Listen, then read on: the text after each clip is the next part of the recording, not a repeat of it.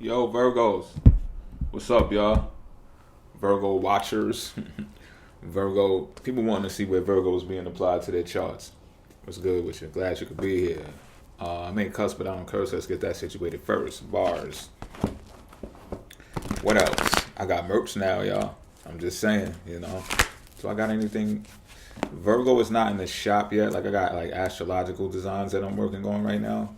Only Aries is in the shop right now. It's all can be found on the website on the landing page that you can get to by clicking the link in the description box. So you could like look at it and browse just to get a feel of my approach, my design skills, like my style. You might like it, you might not. But it's there nonetheless. Not only that, but you can, get involved with the memberships on the YouTube channel. You can get on the online school. You can also, what else? Set up an appointment with me via Google Meet, pause, and we can chop it up, pick apart your chart, bars, or do a tarot reading. Chop it up for an hour. It's up to you. There's options though. That's what I'm saying. I got options. You got options. I also got new tarot decks. They're here already. It's just I'm learning them more, so bear with me because I want to be able to bring that heat. You know what I'm saying? When I do what I do. So, I don't want to be pausing and breaking in between and looking for the definitions. I want to memorize them by heart so I can be more, give more of a qualitative reading. With that being said, let's get these cards read. Bars. 3-card draw ain't gonna hold you long. Pause. This first card is representative of the situation at hand for the Virgo energy, which is the Star in reverse. This card is representative to how you feel about the situation. The Fool. 2 major arcanas out on the deck already. Heavy. This card is representative of the factor to consider regarding all of this situation. The Knight of Cups in reverse.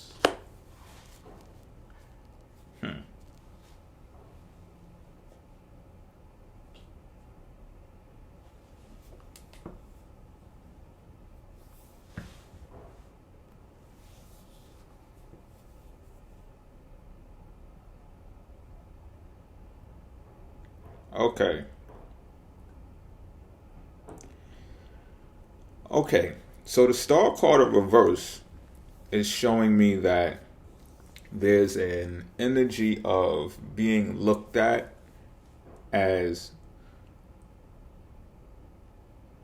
I'm gonna just tell you because I got the cards laid out here. I got the storyboard here. So the reason why it's just taking me a little bit to say this is because I'm trying to be considerate of this person that's looking at you do your thing. All right? Because they're looking outside of themselves instead of looking within themselves. Because if they were to look within, they would see the value that they possess. They'd find themselves. But this person, they look outside of themselves.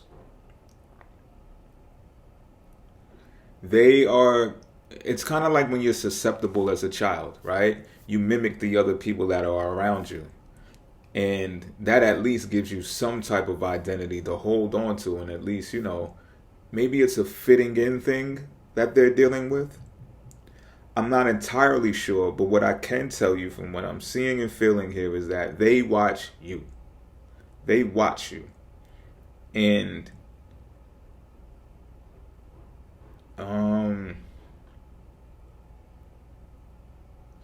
they are kind of fearful of the moves that you make or are making right now, about to make. This person knows you. That's for one. And it's like they're trying to protect you.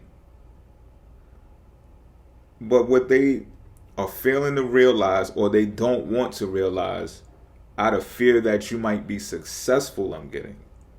It's a double-edged sword. It's like they fear that you may fall, but they also fear that you may be successful. Does that make sense to you?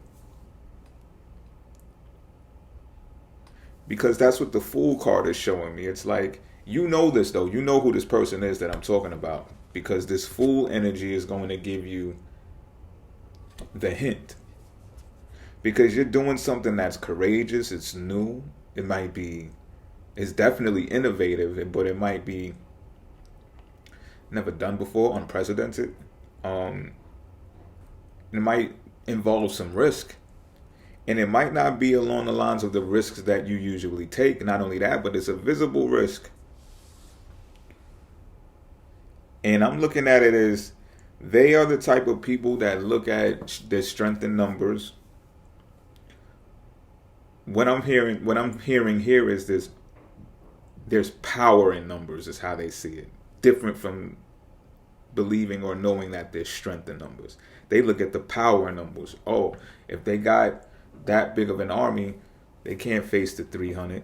Or that they're going to squash the 300 like bugs. You understand what I'm saying? But you know how the story of 300 turned out. You know, sure, they didn't win that battle, but it's historical. You still know who they are based upon that battle. As a matter of fact, they may have been successful in the end of that battle. Maybe not the best example I could use right here, but you get the drift, right? And what this is doing to them is they're not getting it. They're still not finding themselves, because regardless of how, if you land on your feet when you jump off this cliff or not, it's still going to be your decision. It's still going to be the consequences that you have to face as an individual. And I'm getting strongly individual here. Like independence and freedom is on the line. It's going to be you that has to deal with it anyway. So they're living their life vicariously through you. They're trying to find out what it is that they can do with themselves, about themselves, to appeal more, because you have some type of appeal. You have some type of, that shit starts shining when people see you. Glowing is different too.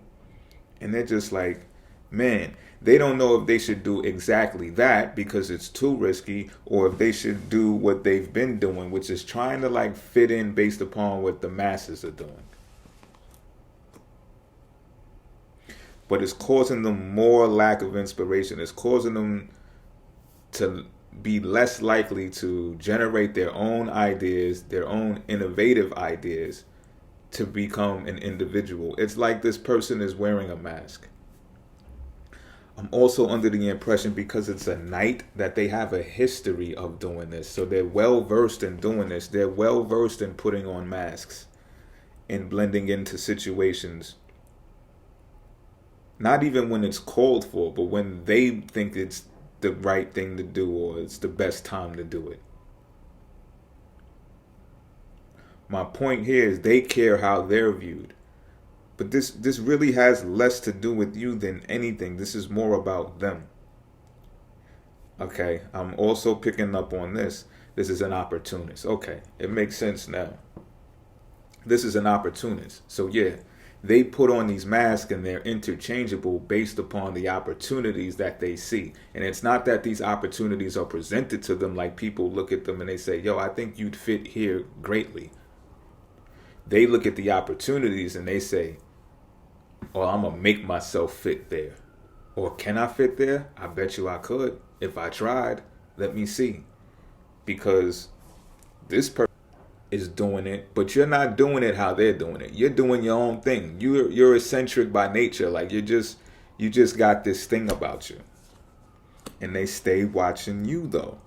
But they're more concerned about your moves than where your attitude is.